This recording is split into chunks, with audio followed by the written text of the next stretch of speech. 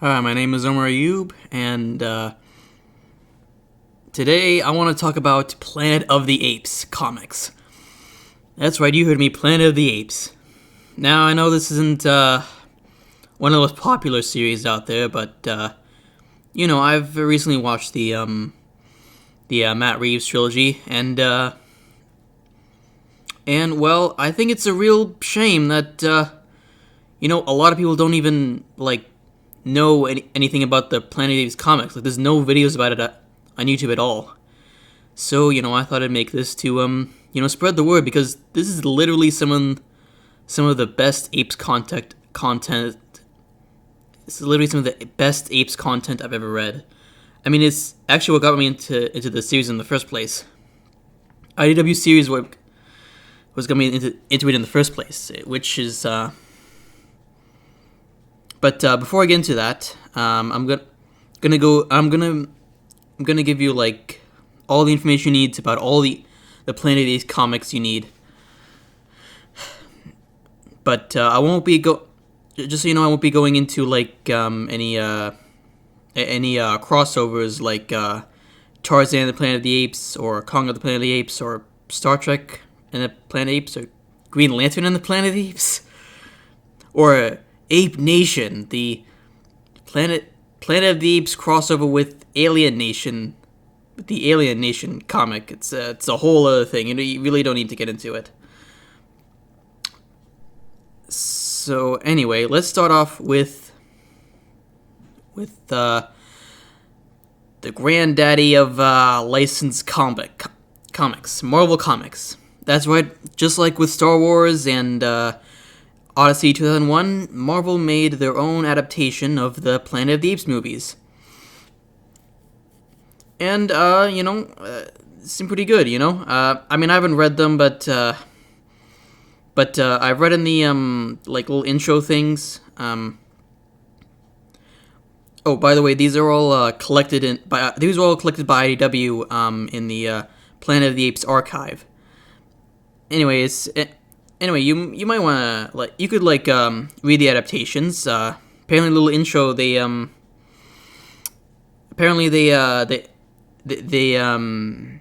sort of redid Battle of the Apes, so it's a lot better than the movie. And they even give it a few issues dedicated to bridging the gap between conquest and battle. And but they also did a lot of original stuff too, like with Star Wars and Odyssey 2001. I'll start off with the weirdest one out of them all, the Zane Carrick saga. This is really weird, especially for a Planet of the Apes story. It's basically about a human who named Zane Carrick, who uses a time machine to go back go forward in the future to rescue the Taylor and the other astronauts that were in the first movie, and to escape his depressing life. And along the way, he runs afoul of Gorilla. I don't remember his name, but yeah, of course he runs into a gorilla. But then he finds himself on this this island where human and apes are living together. Humans can talk, and they're all basically and everything's and they basically, this whole society has basically based their lives on the works of on the King Arthur fairy tale.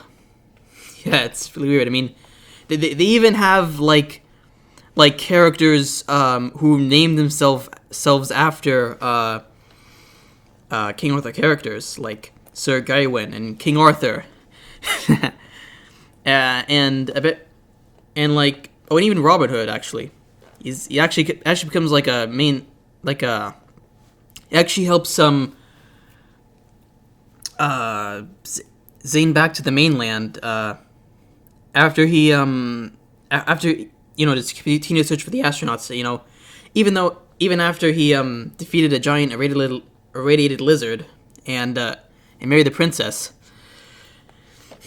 Again, like this is a really weird story, and actually doesn't like end very satisfactory. He doesn't find the astronauts or anything. He just like sort of goes off at a distance.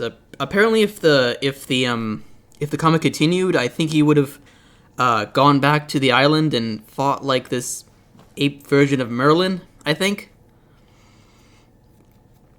Again, really weird story. I still liked it though; it was pretty fun, and the main character, Zane, he was actually very heroic. He's not like a lot of other Planet of the Apes human main characters. They're usually like all cynical or depressed or something. Here, like Zane actually finds true happiness and becomes like a true hero. Even like defeats the ape that was even like saves another human girl who could talk, and defeats the ape that was going after him, and who apparently attacks this like fairy tale kingdom, which is weird. Anyway, he goes back to an ape city and like frees a human girl who can talk, and I think no, yeah, he just saves her from the apes, like from being dissected. Anyway, here's the another really good. Here's another really good story that from the Marvel Planet of the Apes run. It's called Terror on the Planet of the Apes. It basically takes place around the time of the Lawgiver, back when he was still around, and like, it's a pretty weird story too. It has like gypsy apes, Viking apes, giant talking brains in glass jars, mutant drones, mutant like cyborg drones who are named after letters, hooded Ku Klux Klan gorillas. But this story it's really good. It's about the it's about a around this time humans and apes are living together, and humans can still talk. But this one human named Jason, who's friends with a chimpanzee named Alex, his entire family is murdered by these like terrorist gorillas, led by the police chief of Ape City, and he's framed for the murder of his own wife, and he's framed for the murder of the police chief's wife. The police chief is named Brutus, who actually killed his own wife, and so basically Alex and basically like the. Alex and Jason need to find the Lawgiver, who at this time has gone to the Forbidden Zone, and they need to rescue him from these mutants, which they find there. But they need to get, and along the way they meet these like primitive, half human, half ape things, or like mutant apes or whatever they are, that are like slaves to the mutants. And they go beyond the Forbidden Zone, and there they meet a whole cast of characters, and eventually Jason. It's a really good story. There's a lot of twists and turns in it, and of course Jason gets exonerated. The Lawgiver gets back, but afterwards Jason goes on this sort of cross country trip with this weird old man who has all these ancient human artifacts, and a pet gibbon, which is like the first time you see like a gibbon in the Planet of the Apes, which is weird because since they are like the Planet of the Apes, since they are like an ape race, but like in the comic at least he doesn't talk. I don't think he's smart. and they meet all sorts of people, savage apes, the Viking apes I mentioned earlier, a whole bunch of other stuff. I haven't finished it yet, but I really want to get that done. And I think at the end, like, Brutus escapes. I think I'm not sure if that gets escapes from jail, but I'm not sure if that gets resolved or not. Anyway, the last Planet of the Apes original arc is the Future History Chronicles, and this thing reads like a, and this thing man, it's like a whole other level. It's like an illustrated novel. I mean, there's it takes place on these huge city ships out in the open ocean. I don't know where this takes place in the Ape timeline, but humans are still talking, and basically they're basically being used as slaves to power these huge city ships run by these apes. And in the first issue, this man named this man in the first chronicle, this man, I don't remember what his name is. I think his name is Argon. He basically plans a revolution for the human. He basically okay. I don't want to spoil it. It's really good. But basically, there's this character called the Slinker who basically starts a war between the freedom fighter gorillas and the aristocratic orangutans with their chimpanzee soldiers and servants. And at the end, though, this whole war basically go to war with each other, and because the Slinker basically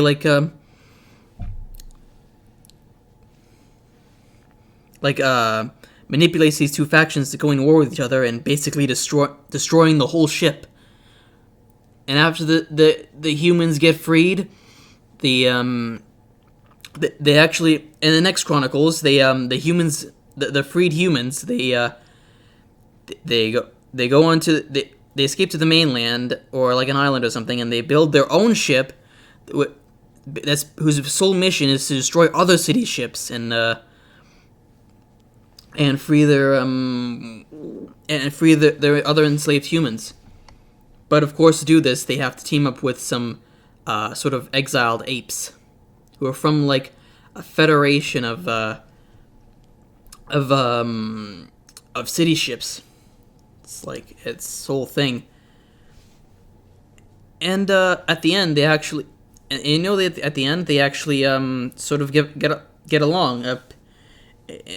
On their quest, they meet this they meet this orangutan who's basically living inside this giant genetically altered sea monster. Mutant sea monster. It's really I don't even have words for it. I mean, it's it's very surreal, otherworldly.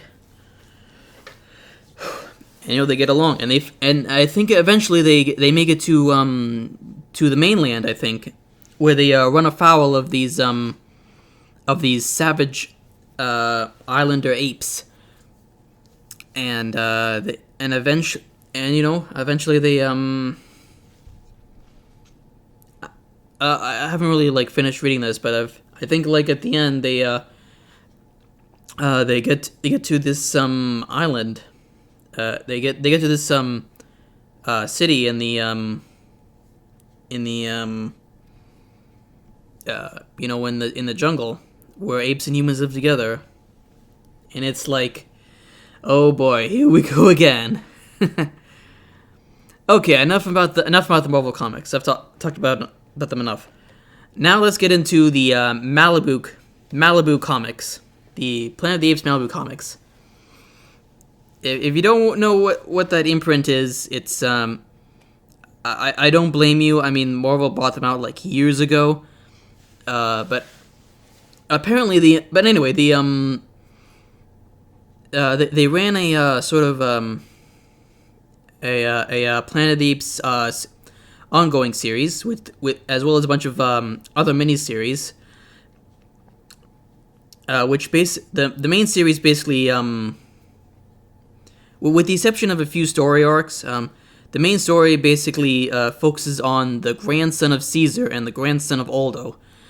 From the original Battle of the Planet of the Apes, and it's about their struggles and their lives in Ape City, and we get to see a lot.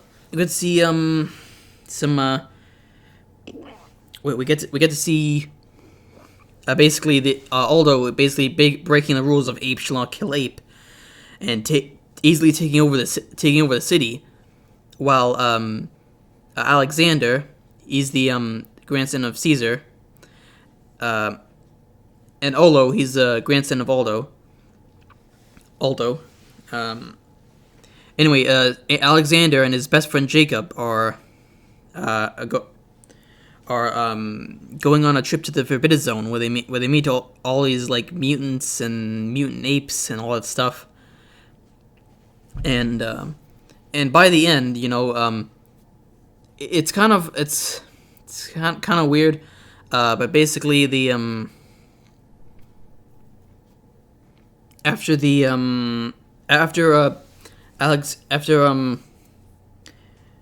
at the end of the series, these mutants, they sort of bring back the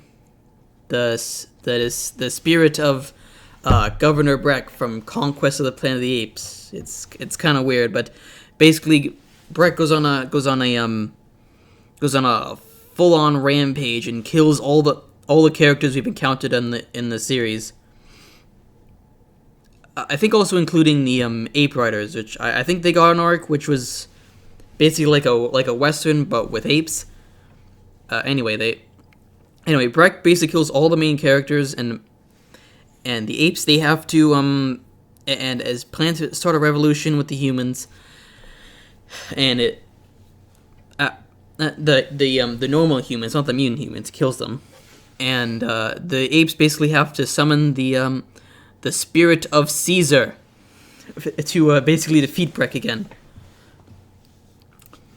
As for these other arcs that don't focus on the apes, there's one issue that focuses on like an employee of the ape management during Conquest of the Apes, and there's an arc called Countdown Zero, which focuses on a group of astronauts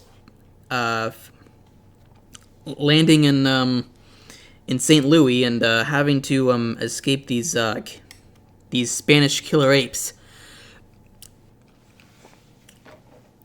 And as for the miniseries, the miniseries each focus on like a different aspect of Planet of the Apes. There's Ape City, which takes place in Europe, I think, and it's a more humorous take on the Planet of the Apes, which basically realizes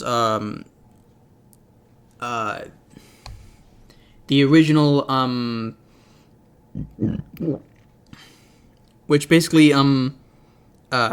realizes the vision of the original Planet of the Apes novel, where the apes are living in this sort of normal human city with all these modern day gadgets, technology, and there's like ape ninjas and ape gangsters, and is a group of humans from the future tasked with killing all the future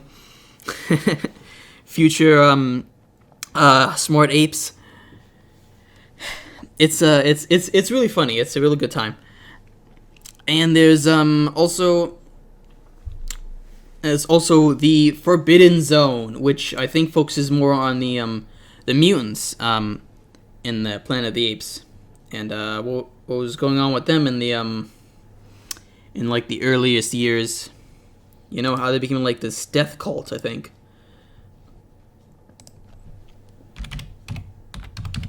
There's also there's also Blood of the Planet of the Apes. God, it's about this it's about this ape who willingly breaks a law: ape shall not kill ape. Basically to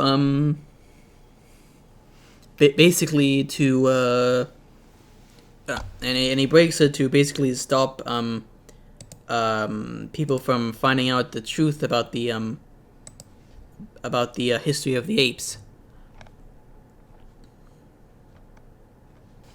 And in this miniseries, he has to take down the human problem, which is all of these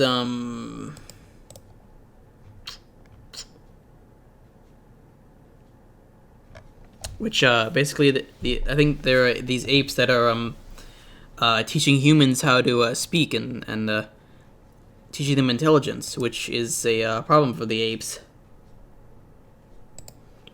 There's also Urchok's Folly, which apparently is one of the best miniseries out there, and it follows a follower of General Olo, and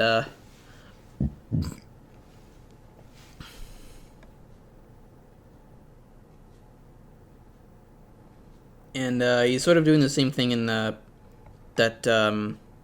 other guy in Blood of the Planet of the Apes was doing, I think.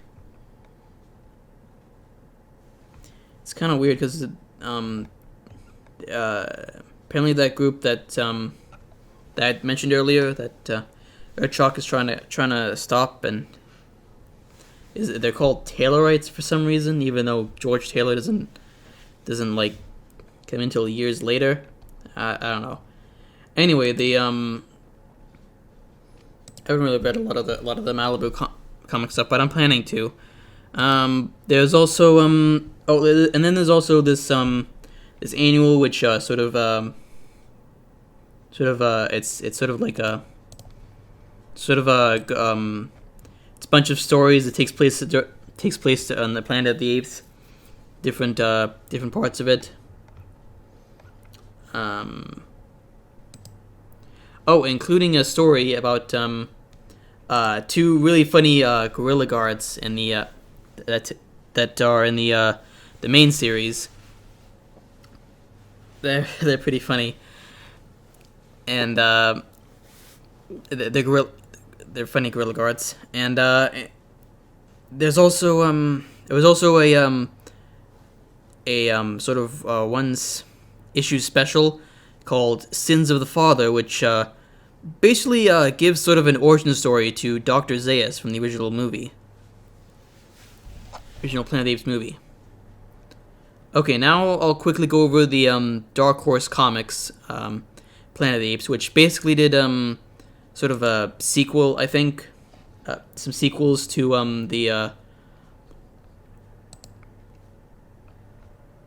which basically gave some sequels to the to the really weird Tim Burton Planet of the Apes movie, which basically focused on like a war between the between the apes and this faction of called the Human Ape Resistance, I think. It also focuses on the main villain's son, I think. Anyway, you don't have to read it if you don't want to. I would say I would say it's like does seem a bit better than the movie. There's also now finally we're going to the to the IDW comics. Now the main IDW comic series, it's really great. It basically does like kind of what the movies should have done, and basically bridge the gap between the between Battle of the Planet of the Apes and the original Planet of the Apes movie. Like what happened to the humans? How do they like at the end of the planet Battle of the Planet of the Apes? The humans are still talking, the apes, and they're getting along with the apes. So what the heck happened? This this series explains that in a really interesting way. It's a really great series. In the first issue, the lawbreaker is assassinated, and this basically sparks and this basically like sparks the hatred between the humans and the apes, which even now the humans are still being treated like as second class citizens. So which that's not good. It eventually erupts into all out war between humans and the apes,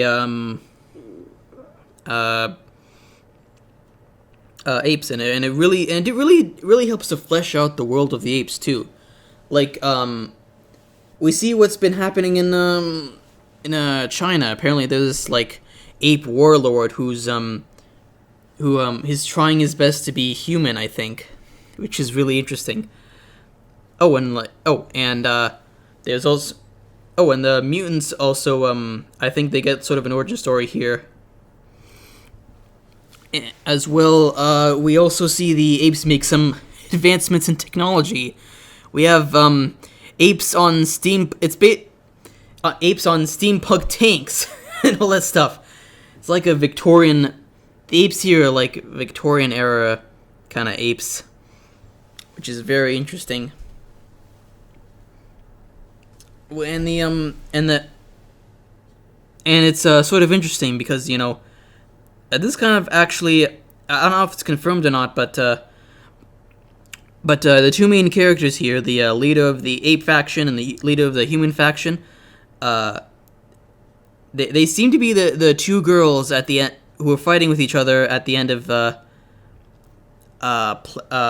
Battle for the Planet of the Apes, when they were listening to the log of the story, which is very interesting if it's true.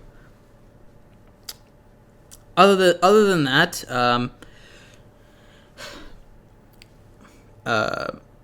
IDW of course also has some tie-in comics to Dawn, Rise, and War for the Planet of the Apes, which seem really good. I haven't read those yet, but I'm planning to.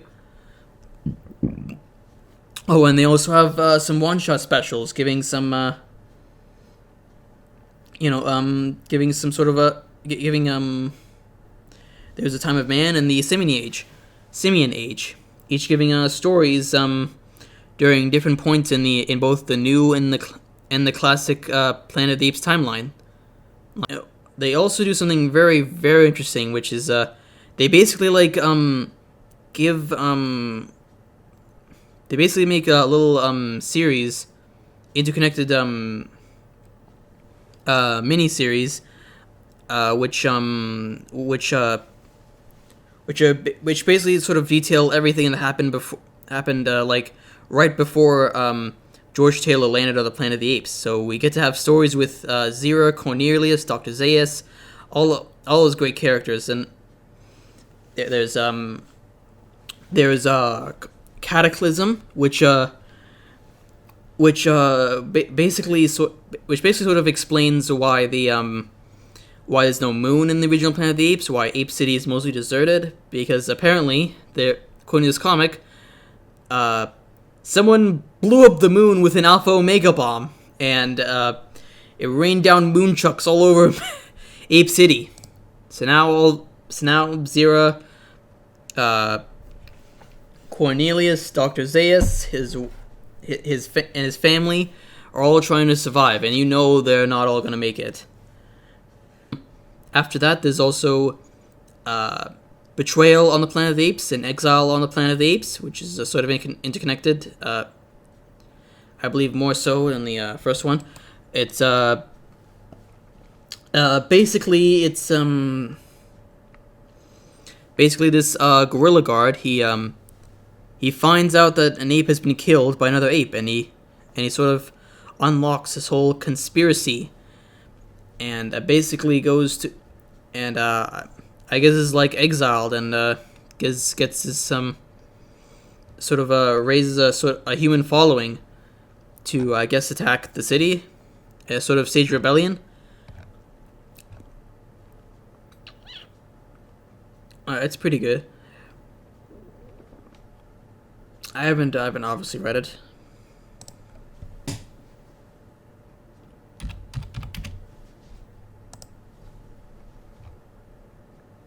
Oh, sorry, I made a mistake. It's Boom Comics. Boom Comics made this series. Okay, now lastly, apparently after the Fox buyout,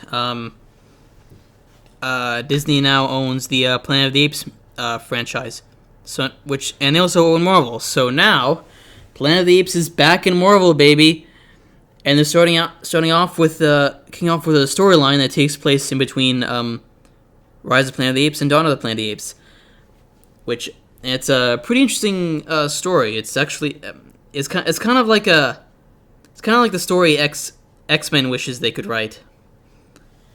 It's kind of like a story you wish X-Men could be about. Basically, to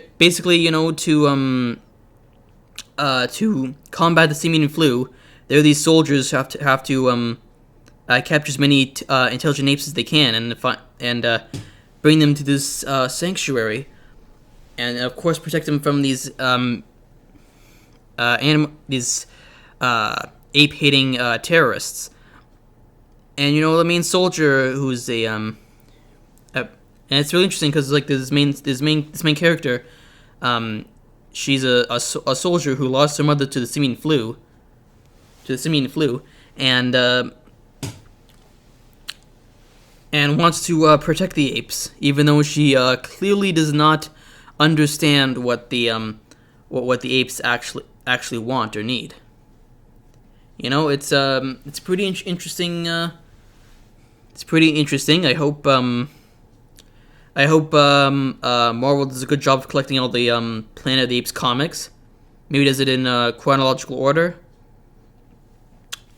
We'll see. And I hope they expand the universe further.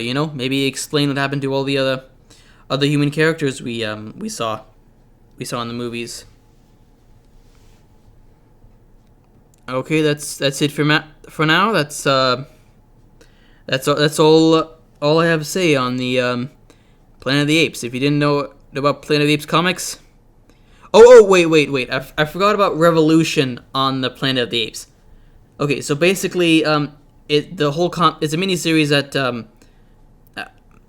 I'm not sure who made this, but basically it's a miniseries that bridges the gap between Conquest and Battle of the Planet of the Apes, with some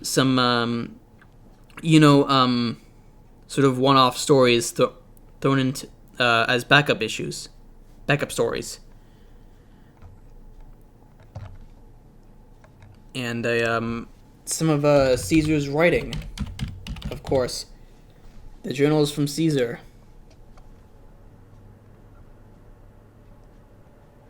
Okay, thank you. Thank you for listening to me. You can go ahead and press that like button or subscribe button, and I'll see you next time. Hopefully with more comic book info dump on you all. See you later. Bye.